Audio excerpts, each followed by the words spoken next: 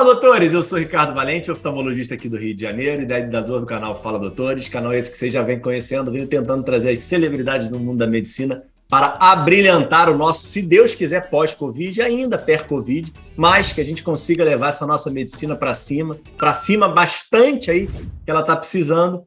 Sempre tem aí uns percalços no meio do caminho, mas aí estamos vivendo um momento bom aí pós-pandemia, se Deus quiser que a gente continue assim, com muitos médicos brilhantes continuando passando por aqui. Hoje temos aí uma super representante aí do centro do país, doutora Márcia Toledo, médica oftalmologista pelo CBO, oftalmologista pelo Instituto Barraquer na Espanha, presidente da Sociedade Goiana de Oftalmologia, vice-presidente do Sindicato dos Hospitais de Goiás, diretora médica do hospital do Ver Hospitais de Olho, que está aí fenômeno, tenho muito a perguntar para ela. Já perguntei bastante para o Andrezinho, mas quero perguntar agora diretamente para ela. Seja muito bem-vinda, doutora Márcia. Fala, doutora Márcia, tudo bem? Obrigada, muito obrigada, Ricardo. Um prazer enorme estar aqui com você com toda essa alegria e eu acho com essa competência aqui, para que a gente conversar um pouquinho durante essa tarde. Maravilha. Vamos tarde, noite e manhã, né? A gente tem esse negócio da internet, né? Cada hora, cada um assiste de um jeito em um momento, né?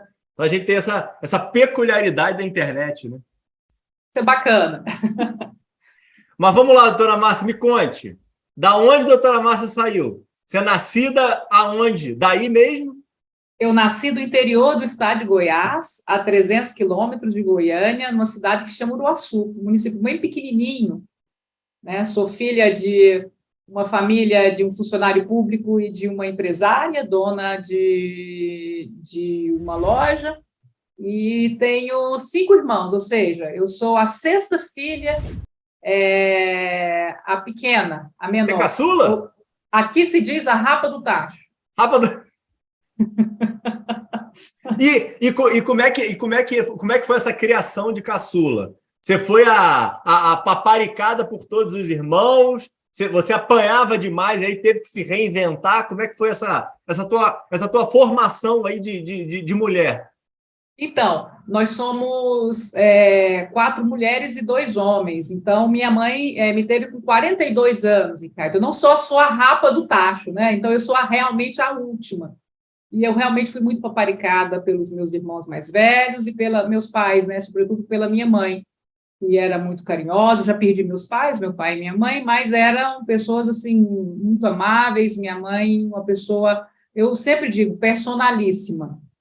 Com o mesmo humor que eu tenho, né? Eu tenho um humor bem diferente, eu estou sempre aí fazendo alguma piada, ou minha mãe era igual, então nós somos muito parecidas aí nesse quesito. Seus irmãos são vivos, Márcia? Todos vivos, todos vivos. E qual a diferença de idade? O mais velho tem que idade? O mais velho tem quase 70 anos, então a diferença é quase de 20 anos de idade. Entendi. Então, meu irmão mais velho poderia ser meu pai, ou a minha irmã mais velha poderia ser minha mãe. É mais ou menos nisso que eu queria chegar. Aconteceu isso? Ou seus pais foram sempre muito presentes como pais, ou seus irmãos acabaram tendo um pouco desse papel aí junto da tua formação? Sim, meus pais foram sempre muito presentes, sobretudo a minha mãe, né? Nós morávamos no interior, então, como tem essa diferença, Ricardo, de 20 anos aproximadamente, nós estamos divididos em 3 etapas, né? A etapa dos primeiros 3 irmãos e os outros 3, né, mais novos. Então, os primeiros mudaram aí para a capital para estudar, que é típico aqui em Goiás, você está no interior e você tem que mudar para a capital para você fazer as universidades, enfim. Então, eles mudaram, então, a minha convivência maior na infância foi com os meus irmãos menores, né? Então, que éramos nós 3. E meus pais sempre muito presentes. Aos 10 anos nós mudamos para Goiânia, para a capital, para que também seguíssemos aí estudando, né? E a questão daí das universidades. Mas mais cuidaram os pais que os irmãos. Ou aí mudaram todos? Aí mudamos todos, né? A princípio mudaram os primeiros 3 e depois mudamos. Meu pai ainda ficou um tempo no interior porque ele era funcionário público, até ele conseguir aí a sua devida transferência, mas acabamos que todos agora estamos em Goiânia. Desde então, você teve sua passagem internacional, mas desde essa mudança aí com 10 anos de idade, você está em Goiânia direto?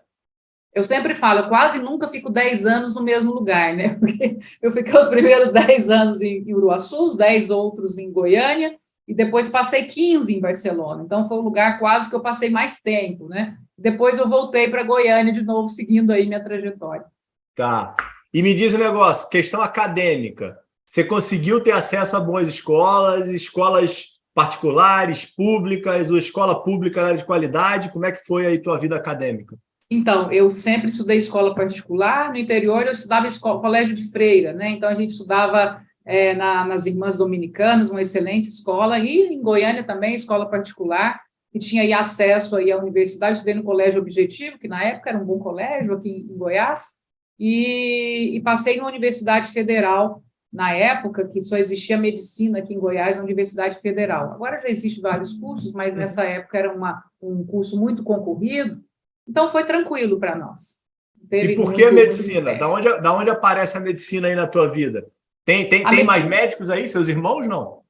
Não, de irmãos não, mas tem um parente, né, que é ginecologista, que também me apoiou muito, né, no início da minha carreira até hoje.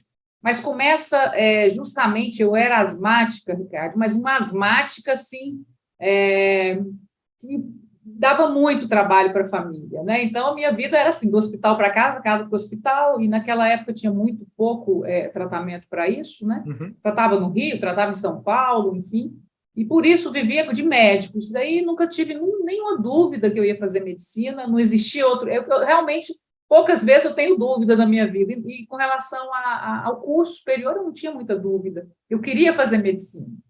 Então, comecei aí a fazer medicina em 1989, aos 18 anos. E você era boa aluna, Márcia? Você passou direto? Como é que foi esse momento aí de vestibular? Eu era uma excelente aluna, eu fiz um ano de cursinho e depois passei para medicina, para a alegria de todos aqui da família.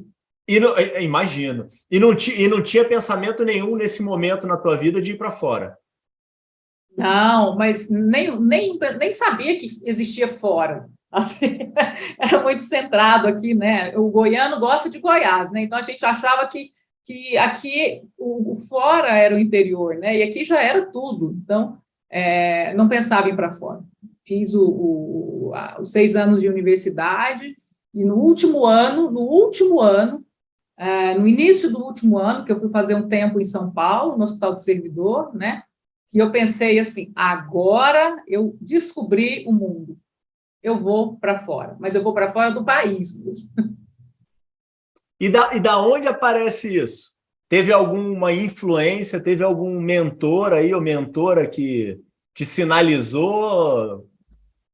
Sim, tinha uma professora, a doutora Nilva de Gastro, que sempre falava, meu pai fez um transplante de córnea em Barcelona, no Instituto Barraquer. Eu falei, eu acho que eu vou para esse lugar aí.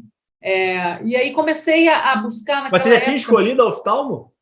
Já tinha escolhido oftalmo, como eu já te falei, eu não tinha a menor dúvida do que eu Não, mas queria peraí, fazer. aonde veio então isso? Da onde veio esse estalo aí da oftalmo? Durante o curso mesmo? Então, durante o curso. E aqui começou, no meu último ano de faculdade, o doutor Marcos Ávila, né, que todos conhecem, um exímio aí, cirurgião de retina, um grande nome da oftalmologia brasileira, inclusive, montou aí o CBCO. E aí foi um boom, Jorge Amado vindo, um monte de personalidades aqui em Goiás, e não tinha residência em oftalmologia em Goiânia. Então, eu falei, eu gostei de oftalmologia, eu vou fazer oftalmologia. E não tinha. E eu fiz alguns meses de neurologia, que era o que tinha. Eu falei, não vou fazer isso, eu vou para fora. Fiz prova em São José do Rio Preto, passei para a residência e eu decidi mandar todos os meus documentos para fora. Convalidei meu título em 6 meses, porque o ano letivo começa em setembro, na Espanha. Homologuei meu título de médico e fui. E como não podia fazer a carreira, eu falei, vou fazer um ano lá. Com um ano, teve que a minha fazer vida prova, mudou Márcia, só completamente. documentação? Como? Teve que fazer prova para validar ou só documentação? Para validar o título, não precisa naquela época, né? Mudou muito, né? Para fazer para título de médico era convalidação de diploma. Como já havia aí um antecedente de médicos que convalidaram, então tive que ir à embaixada, tive que ir a Madrid várias vezes e eu convalidei. Não foi muito difícil fazer isso. Da minha universidade, dos créditos para o Ministério de Educação e Cultura. Não foi difícil na época, mas durou aí uns 6 meses. Então, eu só fui quando estava tudo muito encaminhado. O dia que homologou meu título, o Instituto Barraquer me aceitou para uma pós-graduação. Ricardo, me lembro que a pós foi em estrabismo. Eu falei, meu Deus do céu, estrabismo. Mas eu fui e fiz um Não, ano de peraí. estrabismo. Como é que apareceu essa pós? Da onde que você Pois foi é, arrumar essa porque pós de estrabismo?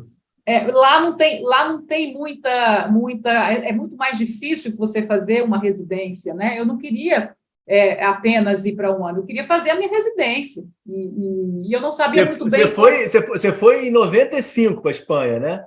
Eu fui com a cara e com a coragem, isso mesmo, com a Com cara e com a carta? coragem. Era carta só? Você tinha mandado carta, pelo menos, pô? Era uma carta, o computador era raríssimo que a gente tinha acesso, né? A gente mandava uma carta registrada e demorava assim um telegrama e demorava assim um mês para uma resposta. E isso foi, eu vivo isso até hoje, eu tenho até guardado tudo isso, né? Então, Você teve alguma carta de recomendação de algum colega ou algum médico da época? Não. eu tive do doutor Marcos Ávila e do doutor Arnaldo Cialdini, Ah, na legal. época, a carta de recomendação. E daí Aham. eles me aceitaram. E eu não sabia muito bem que me aceitaram para quê, né? E para essa pós-graduação.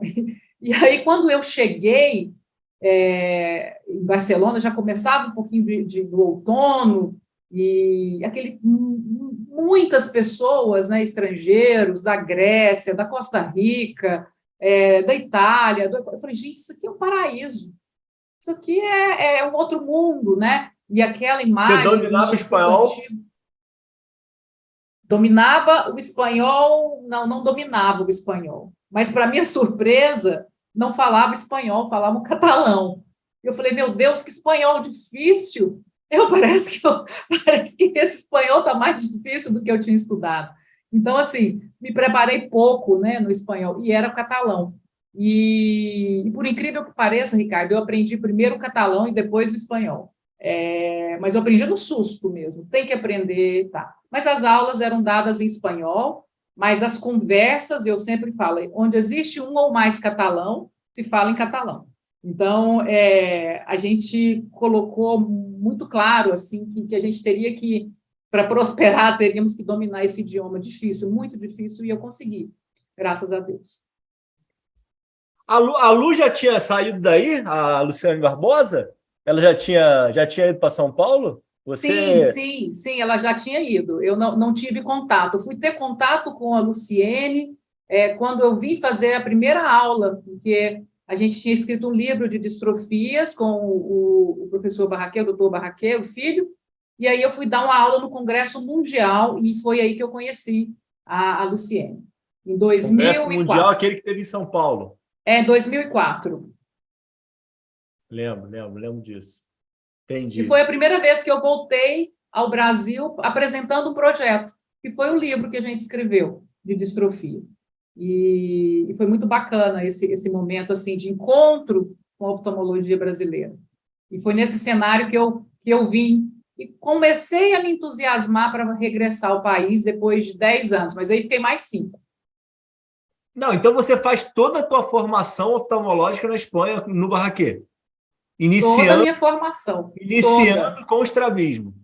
Iniciando com o estrabismo, e daí, olha o interessante, Ricardo, quando eu cheguei, e eu era assim, não sou igual a hoje, né, magrinha, aquele cabelo encaracolado, e eu sempre sorrindo, né, comecei e as pessoas falavam, por que você não se prepara para fazer o exame do MIR, que é o médico interno residente, pelo MEC, né, de lá, o Ministério da Educação e Cultura. Eu falei, mas Tá? eu não quero morar aqui, eu só quero ficar aqui uns 2 anos, eu vou embora para minha casa. Eu nunca imaginei que eu fosse ficar lá esse tempo todo, 15 anos, né? E daí o próprio Instituto Barraquer me ofereceu uma bolsa. E essa bolsa era um valor tão alto que eu vinha ao Brasil 2, 3 vezes ao ano com essa bolsa. E eles pagavam todos os meus livros, tudo que minhas viagens assim para congresso. E aí eu comecei a me estudar, me preparar para isso, e aí eles escolhem, né? Você faz um concurso e eles escolhem. E no meu ano escolheram o comitê do Instituto, porque é Instituto e Clínica Barraquer, né? O Instituto Barraquer é ligado à Universidade Autônoma de Barcelona. Então, escolheram um médico que era grego, escolheram uma brasileira. Eu fui a primeira residente do Ministério do MIR, né? Pelo MEC, da oftalmologia. E escolheram um valenciano e escolheram um catalão. Então, nós éramos 4, cada ano éramos 4. E foi muito bom para mim isso. Só que eu 4 sempre falava, estrangeiros ou eram 4 residentes mesmo? éramos residentes. Não, mas tinham, além de vocês 4, tinham residentes espanhóis também? Tinham 2 espanhóis, que era um da Catalunha. E o de Valência. Exatamente, e outro de Valência. E nós 2. Mas então, esses 4, então, não tinha nenhum vínculo de ser estrangeiro. Poderiam ser 4 espanhóis essas vagas. Poderiam ter 4 espanhóis, mas foram divididos, né? Por que eu consegui? Eu acho que o atributo de conseguir era a entrega ao que eu estava fazendo. Eu já estava lá 2 anos, e era aquilo do brasileiro: por favor, deixa eu fazer isso, deixa eu operar uma cirurgia de pterígio, deixa eu fazer não, você não pode, você não é residente. E tinha muito estrangeiro do Brasil estagiando, passavam lá, né? Eles passavam por lá, mas não faziam, não operavam. Eu falei, mas eu quero operar, e eu acho que eu era tão insistente que eles não conseguiram sair de mim, sabe? Eles tiveram que me acolher lá. Você tinha que idade, Márcia? 26 anos? Não. Eu tinha 24 anos, né? 24 anos. E teus pais? Bom, foi tudo muito assim. Eu volto em 2 anos, eu volto em 3 anos, eu volto em 4 anos. Mas você teve estímulo inicial deles para ir para fora? O estímulo não tive nenhum. Mas você não vai ficar, você não dá conta de morar fora, você é mulher, né? Vai ser difícil para você. Eu acho que eles meio que pagaram para ver, né, a história, eu morando fora. Mas com 1 ano lá, eu já era becada, né? Eu tinha bolsa paga, e depois eu tive outra bolsa paga. Eu era acumuladora de bolsas. Então, era bolsa do Instituto, bolsa do Ministério de Educação, e a gente começou a desenhar alguns projetos, né, interessantes. E aí eles entenderam e foram me visitar. Minha mãe foi me visitar algumas vezes, meu pai foi me visitar 1 vez. Mas eu vinha 2, 3 vezes ao ano. Essas bolsas, você olhando para trás, quais foram teus diferenciais? A gente pensando aqui até em estimular colegas aí a procurar formação fora. Todo mundo, é muito difícil, né? Mas nada é impossível. O que você fez de diferente para conseguir ter essa visibilidade e essa oportunidade de ter esses auxílios? Primeiro que eu sempre fui alguém que buscou muito, né? Eu venho de uma família de classe média, eu não tinha como me manter sem ter isso, né? E eu me dedicava muito e me esforçava muito. Então, tudo quanto é bolsa europeia, eu me aplicava. E a bolsa do MIR era uma bolsa suficiente para que eu pudesse sobreviver bem. E ainda tinha a bolsa do Instituto Barraquer, e ainda tinha o banco de olhos, que a gente íamos aí no Mercedes, era engraçado isso, no Mercedes, um táxi Mercedes, para buscar olhos na Catalunha inteira. Então, além de tudo, conheci, né? Fazendo esse trajeto, buscando olhos aí. A pessoa ligava, fulano faleceu, e é o maior banco de olhos da Europa, talvez um dos maiores do mundo, né? E nós íamos, além de tudo, tinha esse acréscimo. Então, surgia uma propositura para uma bolsa, que lá fala beca, eu me aplicava, e eu ganhava. E existia prêmios, o melhor trabalho, um prêmio tal, o melhor estudo, um prêmio tal, e a gente se aplicava a tudo, né? E aí a gente meio que foi colecionando alguns logros.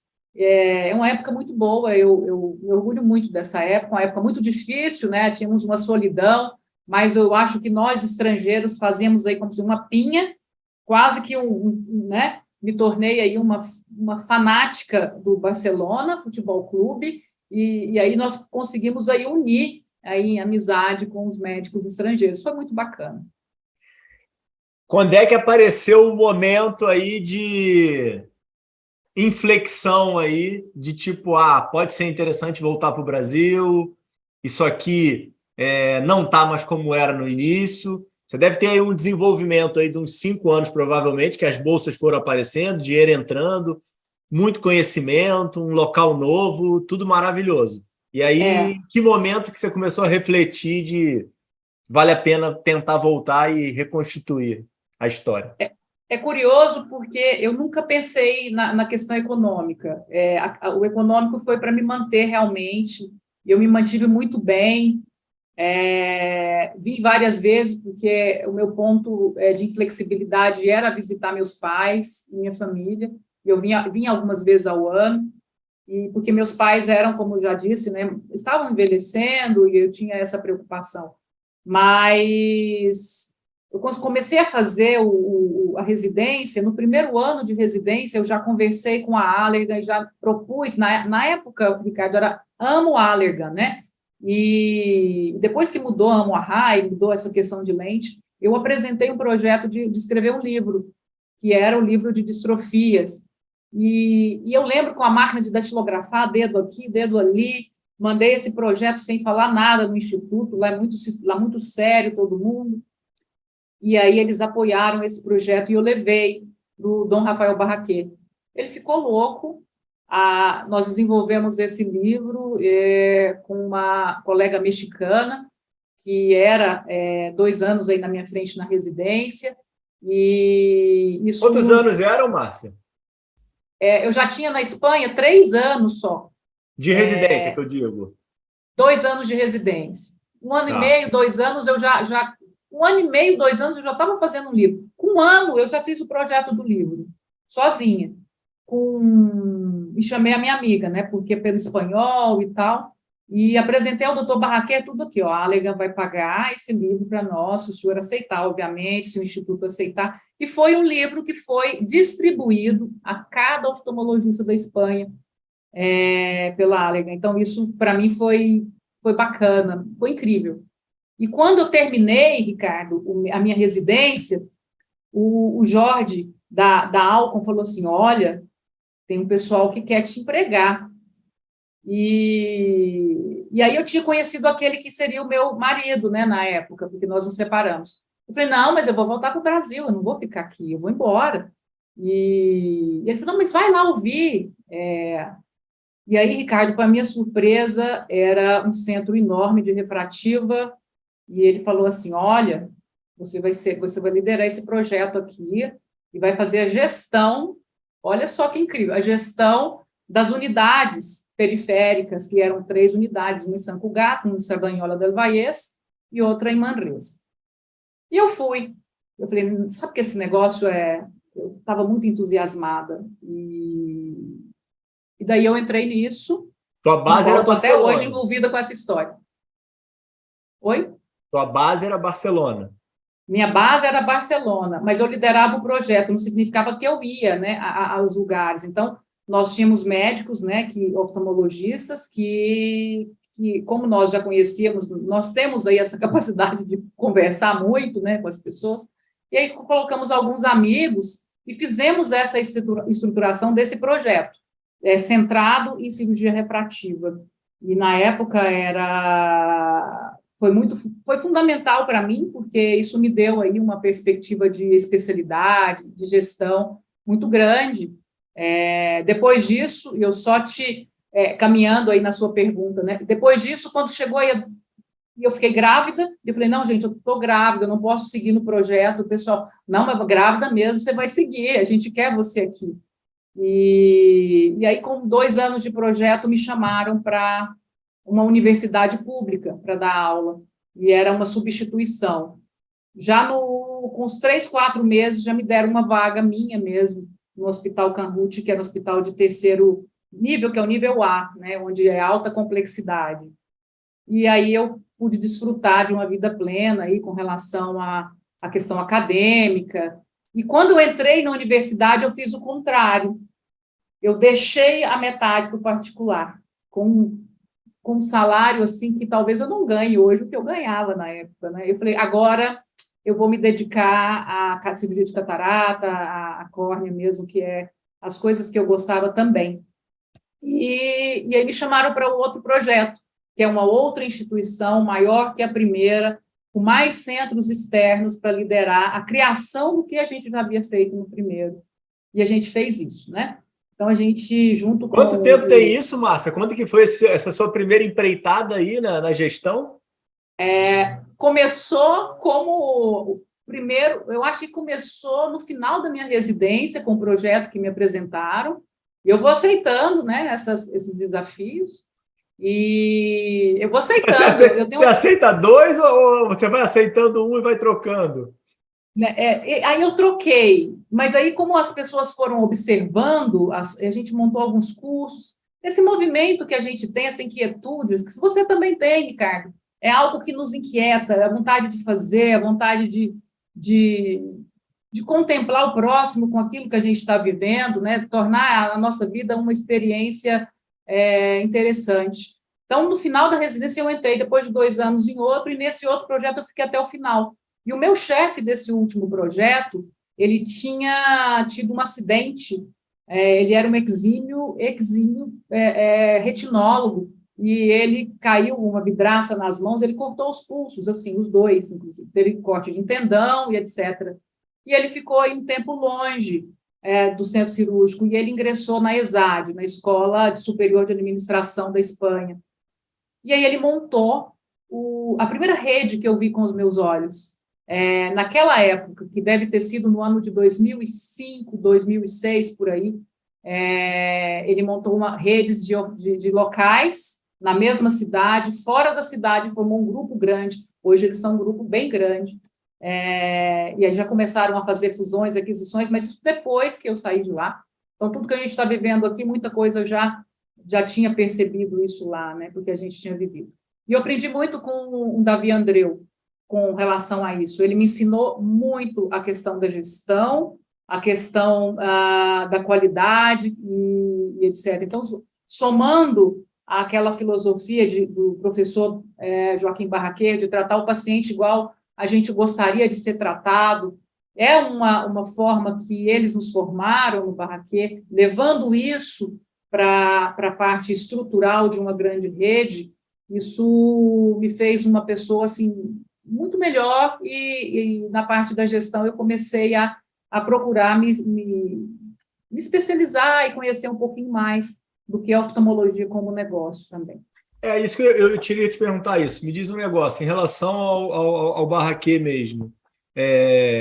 Acaba que é um nome incontestável dentro da oftalmologia, mas muitas vezes vive muito de glória e de nome, né? Queria te perguntar, você que teve a oportunidade mesmo aí de conviver tanto tempo, por que ele tem esse nome? O que fazia dele um médico e um profissional diferente?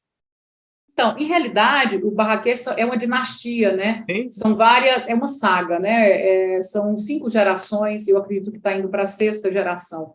Então, eu tive a oportunidade de conhecer no final da vida, né, José Inácio Barraquer, que foi nos visitar, né, antes da sua morte em Barcelona, e o irmão, que é Joaquim Barraquer, e o filho, que eu tive muito contato, que é Rafael Barraquer.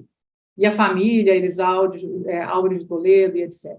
Então, a fama veio justamente pela questão dos países árabes, das guerras que ocorriam, de levar esses pacientes do mundo árabe, do sul da Europa, ou seja, para Barcelona para se tratar. Então, a gente via muito e a gente acompanhava muito, por exemplo, o Rafael Barraquer fala 8 idiomas, ele atendia em vários idiomas, de repente a gente passava com ele, fazia aquela... cada hora ele estava falando um tipo de idioma diferente, porque realmente era um local onde se havia uma procura grande, sobretudo na especialidade de córnea e retina, né? Córnea, sobretudo, como era realmente o maior centro transplantador da Europa. Então, isso fez com que nós conhecêssemos aí a importância, né? O pai passando para o filho, isso foi assim, de uma forma geral, né? Ao tratar de uma instituição particular, né? Como Clínica Barraquer, também tinha sua parte, que era uma fundação, que era o Instituto Barraquer, que era onde nós estudávamos, né? Então, a família Vocês era tinham uma... oportunidade também, Márcia? Oi? Vocês tinham oportunidade também, ou só a dinastia tinha oportunidade de crescimento? Bom, a maior parte, eu vejo assim que tem grandes valores, ficaram grandes valores, mas, obviamente, na parte particular, nós vemos aí a descendência, né, tomando aí as suas cadeiras, né, ocupando, eu diria, as suas cadeiras, como Álvares de Toledo, que para mim é um dos maiores cirurgiões de córnea existentes, o próprio Rafael Barraquer, Jerônimo Nadal, né, que hoje é o presidente da Sociedade de Retina e Vítreo da Espanha. Então, eu acredito que grandes nomes foram se acoplando aos serviços, mas a maior parte das vezes a gente vê que as maiores oportunidades não estavam ali, e eu vislumbrei muito isso no meu início, né? Muito agradecida pelo privilégio de ter estudado nesse tipo de instituição e visto patologias que, eu sempre falo aqui para os nossos alunos, vocês passarão toda a vida e não verão 1% daquilo que nós vivemos, né? Vivenciamos, perdão. Então, eu penso que fora dali, com os outros olhos, nós já olhávamos outras instituições, e aí eu acho que vinha muito ao encontro daquilo que nós queríamos, que era poder trabalhar, que era poder produzir. Então, o Instituto Barraquer era mais direcionado à família, respondendo a sua pergunta. E tinha muita guerra com a LIO nessa época? O Instituto ou tinha algum complemento? Eles eram bem amigos, o Alió era a parte revolucionária, digamos assim, e o Barraqueira era a parte mais acadêmica, né? Então, o Alió fazia coisas assim muito diferentes na época da cirurgia refrativa, e o Barraqueira era sempre muito mais... eles gostavam mais de fazer aquela medicina mais baseada em evidência, e o Alió muito assim atrás de coisas novas, e era em Alicante, né? Ele tem um curso excelente lá no Visum de Alicante, e fez aí um grupo grande agora também de fusão e aquisição deles próprios, dentro aí da Espanha, e tinha o IMO, que é do Borja Korkostegui, que era a parte da retina, que juntou-se agora também ao grupo Miranza, outro grande grupo, colocando várias outras clínicas se fundindo aí. Então, eu vejo muito pouco segregado, eu vejo muito mais amistoso esse pessoal, não vejo nada de guerra. Você podia fazer um curso em Alicante e voltar com algum conteúdo ou não? Sim, claro, porque, por exemplo, todas as tecnologias novas, tipo, saiu um laser novo, um transplante de endotélio, alguma coisa assim, obviamente, em Alicante, aparecia primeiro. E aí, quando eles faziam muitos, aí a gente começava a fazer nas outras instituições. Mas nós sempre íamos também apresentar trabalho, e eles sempre vinham a Barcelona mostrar o novo, né? Uhum. Então, isso era muito interessante, porque, apesar do país ser pequeno, a oftalmologia na Espanha é uma boa oftalmologia, né? Então, se tem grandes nomes aí no contexto espanhol. Me diz um negócio, aí vamos pegar aqui um comparativo hoje aí que você já está com o teu histórico de Brasil e aí acesso a muitos colegas e a parte acadêmica. Obviamente que não dá para comparar com o hoje, vamos comparar aí de uma forma um pouquinho desonesta, que é o teu passado que você viveu lá como residente e acadêmica e o que você tem hoje aqui de experiência com o que está acontecendo na oftalmologia. Tem muita diferença da metodologia ou do acesso, ou você vê aí que são oftalmologias muito similares? Eu acho que hoje, comparando àquela época, os dois países se aproximam muito, pela questão, eu acho que da própria Mas não era, né, globalização. Márcia? Por isso que eu falei que ia ser desonesta a minha pergunta e a sua resposta. Com a própria globalização, eu acho que tudo depois da internet, né, tudo ficou muito mais parecido. Mas, sem dúvida alguma, aprofundando, né, que a gente gosta das questões mais profundas, eu penso que eu tive muito mais oportunidades no início da minha carreira, eu diria que eu jamais teria tido no Brasil, não vindo de uma família de oftalmologistas. Eu penso e falo com muita franqueza e muita clareza. Eu tive todas as oportunidades que alguém poderia ter na oftalmologia, vindo de um outro país. Tá. Aí você vai fazer seu curso de estrabismo, você começa a fazer residência, depois você faz mestrado também lá, não faz? 4.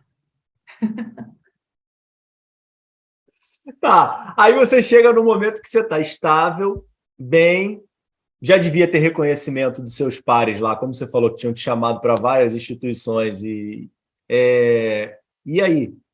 Onde é que vem o estalo? Ah, não, peraí, a gente não comentou. Você citou, você ficou grávida, teu filho nasceu lá? Meu filho nasceu lá, em Barcelona, no meio de toda desse trabalho, né? E nós sempre tivemos aí assistência tanto dos meus pais como do pai do meu filho, que nos proporcionou aí uma qualidade de vida, levando alguém para nos ajudar sempre em Barcelona, para que nós pudéssemos aí trabalhar e desenvolver nossas funções, mesmo tendo um filho pequeno. Teu Longe ex-esposo da era família. médico também, não? Era oftalmologista. Era oftalmologista, então, tá. E aí a volta tem a ver também com o término do relacionamento? Sim, aí nós terminamos esse relacionamento. Meu filho tinha 7 anos, mas nunca saiu assim dos meus planos voltar ao Brasil. E eu sempre falava, agora eu acho que eu tenho que voltar, eu tenho que voltar. Meus pais estão envelhecendo, eu não vou poder estar com eles, né? E aí eu decido voltar. Nesse retorno aí no ano de 2009, eu retorno ao Brasil, sozinha, né? Muito, e depois de um tempo ele também volta, ele é brasileiro, volta também, né, mas para cidades distintas. E aí eu começo a reconstruir. Quando eu chego aqui, é uma catarse, né, porque Ah, dois brasileiros casaram na Espanha e ficaram morando lá? sim, ele foi para fazer um curso de mestrado, Entendi. um master em Barcelona. Aham. Nos conhecemos no meu último ano de residência, namoramos e nos casamos. E depois eu retornei, ele retornou, cada um para um estado diferente, né? E o meu filho ficou morando comigo. E aí eu voltei numa situação muito difícil, porque quando eu voltei, 6 meses depois, meu pai faleceu e meu sobrinho 3 meses depois da minha volta. Poxa, Então, tristeza. e aí foi assim muito difícil para mim, porque não tinha, aqui assim, Unimed, você tem que fazer um curso e ser aprovado, a autarquia você não tinha credenciamento, então eu fiquei um ano sem fazer nada na parte, não tinha como trabalhar, não tinha. Então eu comecei a trabalhar no público, né? O doutor Marcos me convidou para ir para o Serof, onde eu estou até hoje. Comecei a dar aulas, comecei a ir ao Serof e a partir daí foi surgindo as outras, como lá também, as oportunidades. Me convidaram para participar aí na parte societária do Ver Hospital de Olhos, que já era uma sociedade que tinha alguns sócios, e isso se expandiu, né, formando o Ver Hospital de Olhos, Quantos e no qual tinham, eu me Márcia? ingressei. Foi? Quantos tinham? Quantos sócios tinham, mais ou menos? Na época deveriam ter aí uns 22 sócios por aí nessa época. Ah, já tinha uma estrutura já robusta, já, né? Já tinha, na mesma sede que nós estamos hoje, uma estrutura grande. Ah, já tinha E sede já? já tinha essa sede, porque eles eram prontoclínica de olhos, e que depois juntaram alguns grupos e se tornou Ver, né? Que era Ver Excelência em Oftalmologia, que depois mudou para Ver Hospital de Olhos. Tá. Então, quando você volta para o Brasil, você teve que perder um pouco de planejamento de carreira, porque você teve que botar à frente esses teus pontos aí familiares, né? E depois disso, minha mãe faleceu também, né? Então, eu tive realmente, eu Caramba, que parei a minha bom. carreira. Eu parei a minha carreira durante 2 anos. Eu realmente, não é que eu parei 100%, mas ela foi, eu acho que, de ré, quase, né? Até que tomou um impulso quando eu entrei na sociedade. Então, quando nós fomos convidados para entrar nessa sociedade, aí essa carreira começa a deslanchar de novo, de uma forma progressiva, né? Eu começo a fazer o que eu fazia antes. Depois de 2 anos na sociedade, eu já era diretora administrativa do hospital, né? 2 ou 3 anos. Eu estou até hoje. Mas não, pera, deixa eu continuar indelicado aqui, como sempre aqui, inconveniente. Esse seu momento aí de todas essas dificuldades, mas tentando trazer aqui para o profissional. Obviamente que a tua cabeça não estava boa por causa de todas essas perdas aí que você teve. O que passava pela tua cabeça? Era voltar? Esse pensamento de retorno eu nunca tive, né? Mesmo tendo a nacionalidade, mesmo tendo o título, que eu podia usufruir em toda a Europa e ainda posso, né? Menos no Reino Unido. Eu nunca tive assim mas eu pensava assim, o que eu vim fazer aqui? Pô, isso que eu tô pensando, pô, tá dando tudo errado na minha vida. Deus tá me O sinalizando negócio, que não é por ficar aqui, né? eu falei assim, o pessoal faleceu porque eu voltei, né? Imagino.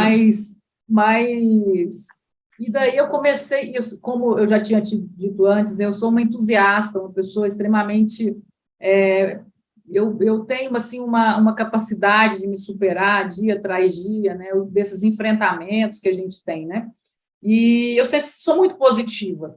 Aí que você estava falando do positivo e do realista, né? Eu sou muito positiva e acompanhada aí desse realismo. E eu nunca achei que ia dar errado.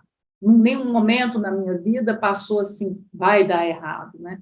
E quando meu pai estava vivo, ele questionava, mas você foi fazer o que lá mesmo? Porque parece que aqui você não consegue, né? Não tem. Eu tinha que explicar tudo da Unimed, tudo da autarquia. Eu falei, calma que vai dar certo, calma que uma hora dá certo.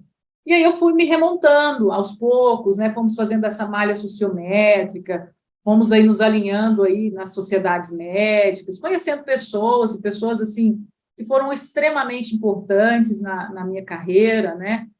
Como o Francisco Wellington, que me convidou para o Ver Hospital de Olhos, como Humberto Carneiro, que me estendeu a mão no início da minha chegada, né? Então, acho que tudo isso foi muito bacana, né? Mas foi desesperador, viu, Ricardo? Eu estou colocando assim bonito, mas foi desesperador no início, sem dúvida nenhuma, foi para voltar, era para voltar, realmente. A conta fechava ou também não? A conta não fechava, a conta não fechava. É E o que eu lembra estava que imaginando. eu tinha comprado a sociedade, né, minha parte da sociedade. Eu falei, meu Deus, vou ter que devolver. E eu cheguei no momento que eu comprei, eram 3 anestesistas, e eu comprei a parte da sociedade dos anestesistas, e eu cheguei e falei assim, eu vou devolver esse negócio, eu não tenho condição de pagar isso. E aí eles falaram, né, justamente o Afonso, o Vilela e o doutor Maurício, você não vai devolver. E você não vai pagar juros, nós vamos simplesmente deixar aí um tempo, nós precisamos de você, queremos você na sociedade, você vai pagar Legal. quando você puder, mas você não vai sair da sociedade. E esses meus amigos, né, que hoje são grandes amigos, me deram essa oportunidade de seguir, mesmo diante dessas dificuldades e desse aperto econômico que nós passamos, né? Esses aí são visionários, hein? Poxa, gostei, hein? Foram eles que, exatamente eles que foram os fundadores do hospital. Ah, maravilha. E aí, vamos lá. Que horas que essa história começa a ficar boa? Que horas que ano, depois de quanto tempo de Brasil, que você consegue ter uma certa estabilidade, retorno de que, poxa vida, esse tempo todo que eu fiquei na Espanha está sendo reconhecido, está valendo a pena, tenho meu espaço aqui de novo no Brasil, consegui me encontrar. Eu acredito que depois demorou de uns 4 anos de Brasil, eu comecei a pensar, foi a melhor opção, não vou lamentar porque eu não voltei antes ou porque eu fiquei, a minha casa é aqui e eu vou ficar aqui. Então, começou tudo a dar muito certo, né? A sociedade indo muito bem, as conexões, né, com outras partes aí da oftalmologia também, e então isso deslanchou de uma forma aí, foi como um avalanche de coisas boas, né? Só coisas boas aconteceram, fui conhecendo pessoas, fui aprendendo muito, né, do que era ser médica aqui no Brasil, que não tinha passado por isso, porque eu saltei de uma universidade e já fui morar fora, né? Então, ser médico aqui não é para principiante, eu descobri isso, muito diferente de um país onde te acolhem, então aqui a história é muito diferente, e aí depois dos 4 anos eu comecei a deslanchar, né? Comecei no Serof, né, também, tendo aí esse braço nos ajudando, na própria sociedade, depois fui presidente da Sociedade Goiana de Oftalmo, sou até hoje, né, não vou me perpetuar, né, porque a gente busca sempre um sucessor. Tá difícil, aí, né, tá difícil de encontrar um sucessor à altura, hein? Você não. E aí, justamente nisso, né, no ano da sociedade, Ricardo, por isso é bacana, a gente vai lembrando dessa conversa, né? Durante essa parte da sociedade, quando a gente já estava na diretoria administrativa, aprendendo, né, num país que eu sempre falo que o Brasil não é para principiantes mesmo, é um país muito complicado, hora está bom, hora está ruim, hora o convênio paga, hora ele não paga, e etc, né? E aí a gente pensou, eu quero muito fazer, junto com os sócios, né, a gente expôs um pouquinho do que era Barcelona, eu queria muito testar isso daí aqui em Barcelona, mas eu não consigo sozinha, né? A gente não consegue, eu e meus sócios sós. E foi aí que eu busquei o que eu considero hoje um grande amigo e um CEO, que é o Andrezinho, o André Souza. Eu busquei mesmo, eu estava buscando alguém, sabe? Alguém no mercado. E meus olhos eram muito assim, eu sou uma pessoa que observo muito, mais observo do que falo, não sei por que eu estou falando tanto hoje. E eu fui num curso do Marconi, no Refrativa Rio, um curso sensacional, né? Marconi Santiago. Sensacional. E vi André dando uma aula. E eu assisti, olha só, eu assisti uma aula do André à noite, no outro dia eu fui lá de novo, assisti a aula de novo, assisti a mesma aula dele algumas vezes, não sei se 2 ou 3 vezes. E eu olhei, passou o curso, passou alguns dias, e eu entrei em contato com o André. E aí nós nos reunimos quase um ano, fazendo aí um cenário hipotético, e o André sempre muito assim, não, isso não vai dar certo. E a gente sempre, mas já deu certo. E aí foi se estruturando, e hoje somos, além de sócios, né, conseguimos aí, junto com todos os sócios, o mérito da sociedade, sem dúvida nenhuma, o mérito de cada um dos meus sócios, montar aí uma rede de 11, de um hospital grande, de 11 unidades, fazendo aí, segundo a terceira tese. A terceira tese de investimento. Eu dou aula pelo Brasil inteiro falando isso, hein? De perpetuar, né? Porque tem muito sócio. Então, é uma tese para se perpetuar e não para se consolidar, né? E aí nós adquirimos aí, fomos aprendendo, né? O André foi nos trazendo essa habilidade que ele tem, e aí fomos aprendendo sobre indicadores, sobre formas de gestão compartilhada, sobre economia, e, enfim, nossos agradecimentos aí a cada um dos meus sócios e André. E me diz um negócio, Márcia, hoje nessa estrutura aí que vocês conseguiram aí montar, agregar aí tanta gente boa e entregando um resultado tão bom, tanto para os pacientes quanto para vocês, como qualidade de atendimento para os médicos, para todos os colaboradores que vocês têm aí junto do Grupo Ver.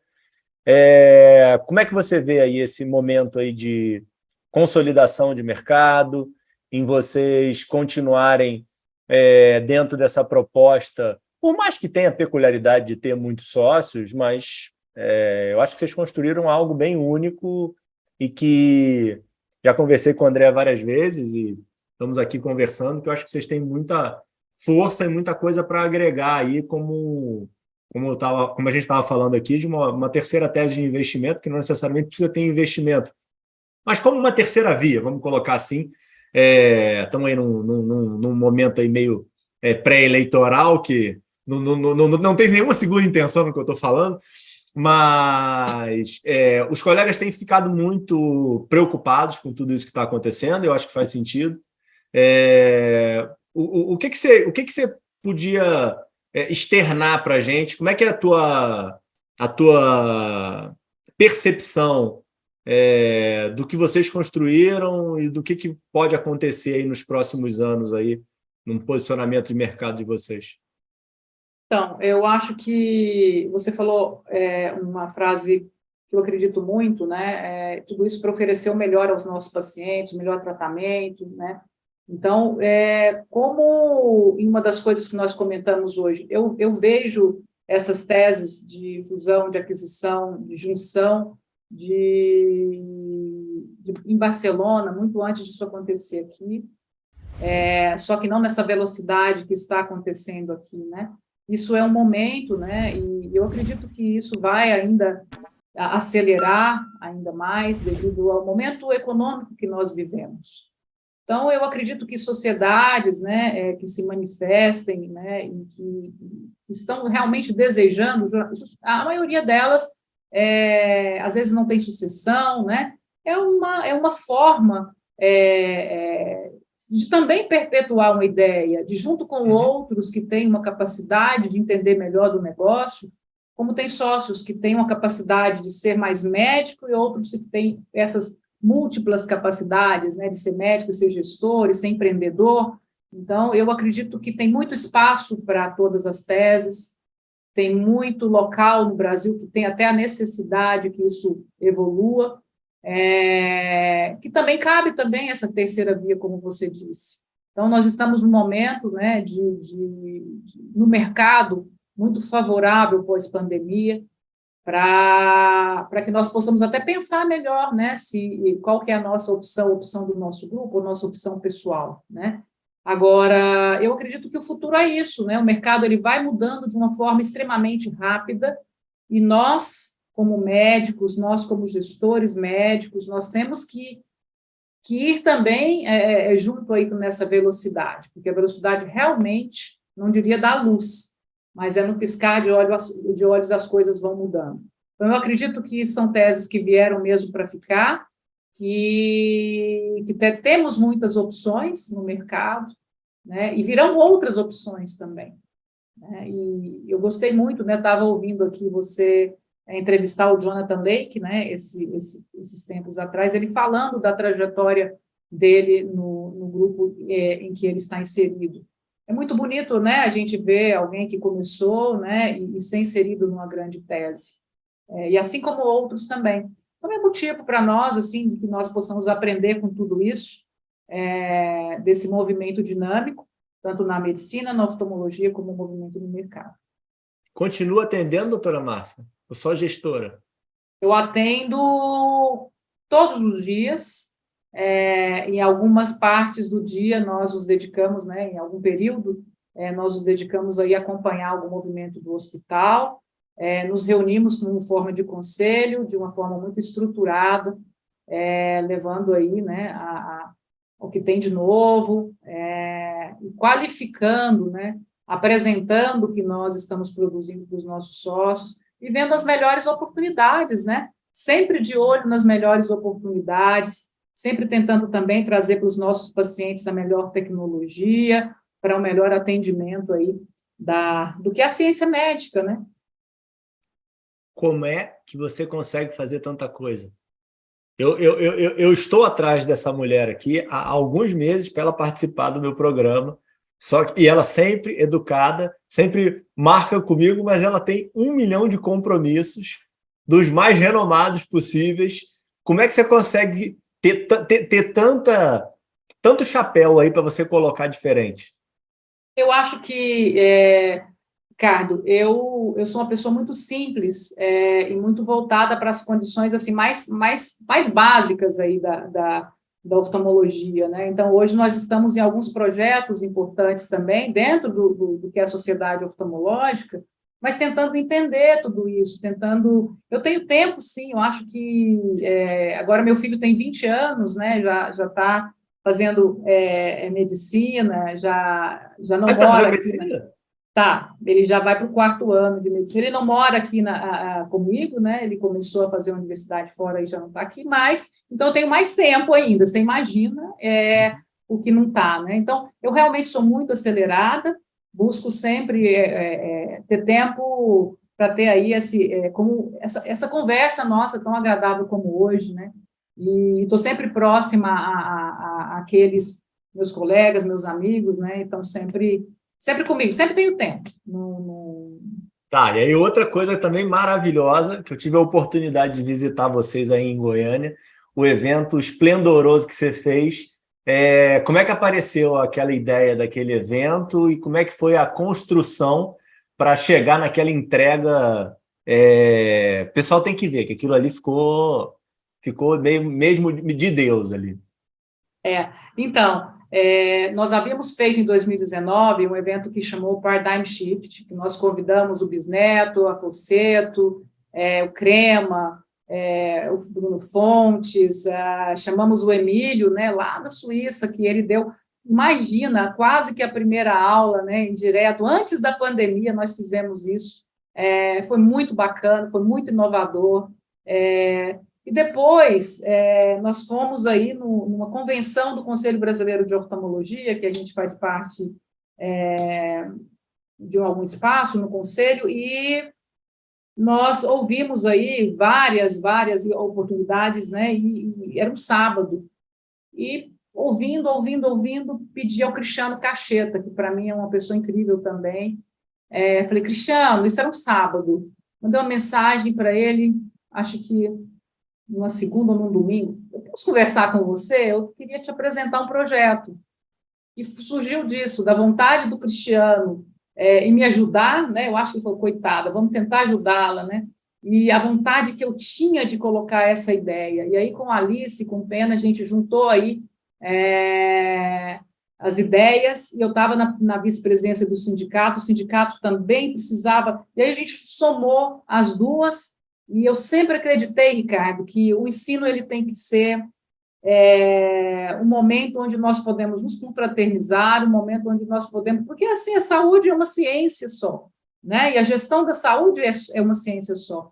Então, apesar de toda a subespecialidade, vamos colocar todo mundo junto e mostrar também que a oftalmologia tem seu papel, que foi muito inovador no Valor em Saúde, muito inovador no Observatório de Saúde. Vamos mostrar para todo mundo o que a oftalmologia está fazendo? E foi aí, então, que junto com o Raico também, o André, o Dr. Valney, e todo mundo do sindicato que acreditou nessa ideia, e da APASEG também, que nós conseguimos levar esse evento, que foi realmente incrível, que nós colocamos a cultura junto com a gestão em saúde e mercado. Então, acho que nós proporcionamos aquelas 800 pessoas que estavam ali, se turnando entre um momento e outro, levando aí essa inovação, que eu acho que foi muito interessante. Obrigado por você ter vindo, viu? Saiu do Rio para vir para o Health Meet. Pô, não, mas o evento foi incrível, assim, foi muito, muito, muito acima das expectativas. Você está, assim, vocês todos, né? Como você bem coloca, que construíram esse evento, né? Não tem como construir um evento sozinho, você falou algumas vezes isso lá, mas, assim, um evento literalmente internacional, né? Que vocês conseguiram construir e entregar, né? Porque muitas vezes ele é construído, mas as coisas não acontecem com a perfeição que a gente gostaria. E, graças a Deus, aconteceu. Espero aí que você continue aí produzindo aí ele com uma certa regularidade que veio muito a contribuir. Parabéns aí de verdade. Eu fiquei muito, muito, muito feliz de ter participado. Foi um barato. E me diz um negócio. Você nos ajudou, né? Você nos ajudou a fazer com que isso fosse possível. E eu agradeço você aqui enormemente, em nome de todos aqui. Não, foi um baita de um prazer mesmo estar aí participando aí de todas as formas com vocês. Me diz um negócio, você teve uma caminhada completamente única, né, e diferente, com alguns riscos bem relevantes. Você olhando para trás, tem pontos a serem corrigidos, se é que o seu filho vai fazer a mesma trajetória que você teve. Você vai dar dica para ele fazer de alguma forma diferente, ou você acha que cada um tem sua história individual e a tua foi essa e foi ótima do jeito que foi feita? Primeiro, eu sou uma observadora nata, né? Eu E como diz, né, uma pessoa que costura muito bem, né? Eu observo a trajetória do meu filho e a minha trajetória, e eu diria que cada um tem a sua trajetória, né? Eu acho que se eu fosse mudar, teria voltado um pouquinho antes e desfrutado mais com a minha família. Seria só esse ponto. Com relação ao meu filho, eu vejo que ele tem que construir sua própria trajetória, olhando sempre visando aqui, né, o presente, mas observando o que nós temos para o futuro. Essa geração é uma geração de valores incríveis, e o futuro ele é muito diferente do que nós estamos vivendo, né? Então, eu acho que não podemos nem comparar. Então, eu acho que nós mesmos, né, Ricardo, nosso futuro vai ser diferente daqui a um ano, daqui a 2, daqui a 3. Então, acho que, olhando essa geração, eu modificaria muito pouca coisa, né? E eu espero que o nosso futuro seja tão completamente mais agregador, que a saúde possa desfrutar de bons momentos, que nós vemos, a gente está sofrendo bastante na nossa área e na saúde, na forma, né, de concepção aí de mercado, com sofrimento aí, com crises, em todas as formas aí de planos de saúde, de autarquia. Então, eu espero bons ventos, que nos tragam bons ventos ao nosso país e a nós, oftalmologistas, também. Seu planejamento estratégico para os próximos 5 anos. Onde é que 2027 a doutora Márcia vai estar? Está chegando ao tempo, hein? Olha aí, hein? Você tem que virar, hein? Você tem que mudar, hein? Eu nunca fico mais de tanto tempo em tal lugar, né? Mas eu acredito que eu estou mais tranquila agora, né? Envelheci, eu estou mais tranquila, e eu penso só em poder desfrutar de uma qualidade de vida que eu tenho buscado, junto com os meus, junto com a minha família, junto com os meus parceiros, junto com amigos como você, né? Que a vida vem nos brindando. Então, é isso, né? É desfrutar da vida na nossa melhor época, bem longe de aposentar. Maravilha, doutora Márcia. Excelente, excelente, excelente. Muito, muito parabéns. Sua história é mesmo... Andrezinho tinha me soprado já. Andrezinho tinha falado alguma vez, você tem que convidar esse fenômeno aqui. E aí eu fui ver, fui pesquisar e é verdade. Parabéns aí pela história aí diferenciada que você conseguiu construir, por ter superado todos esses momentos aí de desespero dentro dessa trajetória aí, que não é fácil, né? E bacana, e parabéns aí por conseguir expor aí com a maior naturalidade possível que existem muitos buracos que a gente se mete no meio da vida, né? Mas que a gente consegue dar a volta por cima e superar e conseguir novos sucessos em outros momentos da vida, como você pôde aí contar para a gente. Parabéns aí de verdade e brigadão aí pela sua participação. Faça suas considerações finais. Ricardo, obrigada por esse ser humano incrível que você é, por esse profissional incrível, por esse oftalmologista fenomenal e por esse gestor que nós vamos conhecendo cada vez magnífico. Obrigado pela oportunidade que vem dado aí, a gente vem aí desfrutando aí de ouvir hoje, algumas entrevistas, e realmente nós vamos ficando mais íntimos daqueles nossos colegas que às vezes, né, nós sequer conhecemos, né? Então, obrigada, siga assim, dessa forma brilhante, bacana, simples, alegre, né? Só agradecer. Te espero aqui, hein? Health Meet no ano que vem. Certeza. Gente, tchau, fica com Deus. Márcia, obrigado, hein? Beijão.